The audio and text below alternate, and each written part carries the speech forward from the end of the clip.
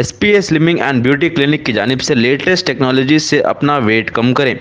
हमारे पास skin and pimples के लिए भी कई ट्रीटमेंट्स है, तो देर किस बात की। SPA slimming and beauty clinic से अभी रब्ता करें। हमारा एड्रेस है beside Agarwal sweet house lane, JN road, Abids, Hyderabad. Chairman A18 Telangana news Mohammed Azam Ali. Rajendra Nagar Haidarguda के इलाके में एक बीवी अपने फिजिकली और मेंटली तौर पर माजूर बेटे के साथ अपने शौहर के घर के सामने एहतजाज कर रही थी। दोनों के दरमियान अदालती मामला भी चल रहा था, क्योंकि शौहर ने अपनी बीवी से बेटे को छोड़कर घर आने का मुतालबा किया था, लेकिन बीवी कह रही थी मैं इसे कैसे छोड़ सकती हूँ, मैंने इसे जन्म दिया है। उसका मज़ीद कहना है कि वो पिछले 7 सालों से देखभाल कर रही है। जब शौहर बाहर नहीं आया तो ख़वातीन के घर वालों ने घर में घुसने की कोशिश की और आपस में झगड़ा शुरू हो गया। జాయిన్ చేసుకోవడం వాళ్ళకి ఇష్టం లేదు సార్.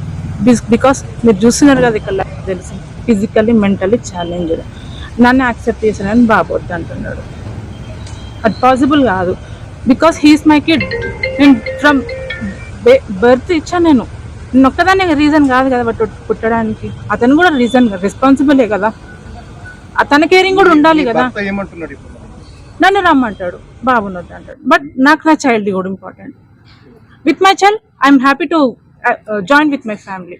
ఇప్పుడు మీరు కూర్చున్నారు కదా ఇంటి ముందు, ఏమంటున్నారు మళ్ళీ మన రెస్పాన్స్? కోర్టులో కేసు ఉంది కదా, పెట్టినావు కదా, చూసుకోవచ్చు. ఫ్రమ్ 7 years ఐఎమ్ కోర్టులో ఓకే సాఫ్ట్గా వెళ్తున్నా. ఇంటి ముందర న్యూసెన్స్ చేయకూడదు, సాఫ్ట్గా వెళ్ళాలని. But they was not reasoning, no response. కోర్టులో చూసుకుందాం. కేసు పెట్టినావు కదా, కేసు పెట్టక ముందు కూడా వచ్చాను సార్ నేను. మధ్యలో మీడియేటర్స్, ఫ్యామిలీ మెంబర్స్ని మీరు మధ్యలో రావద్దు. తను కోర్టులో చూసుకుంటుంది, మీరు మధ్యలో రావద్దు. ఇప్పుడు కూడా ఇప్పుడు కూర్చోను సార్. ఎవ్వరు ఇంత పెద్ద ఏరియా అత్తపూర్ హైదరాబాద్ అంటే ఒక పర్సన్ రావచ్చు కదా. ఇలా చాలా పెద్ద ఫ్యామిలీ, వీట్కూరలు అంటే చాలా పెద్ద ఫ్యామిలీ, రావాలి కదా. వై నా పెళ్ళికి ఎంతమంది వచ్చిన వాళ్ళు, ఇవాళ ఒక్కరోజు కూడా ఎందుకు రాలేరు? మా ఇంటి దగ్గర అన్ని ఫంక్షన్స్ అయినా వచ్చిన వాళ్ళు బస్సు వచ్చింది, ఇవాళ ఒక్కరు ఎందుకు రాలేరు? నా తప్పు ఉంటే రావాలి కదా వాళ్ళు.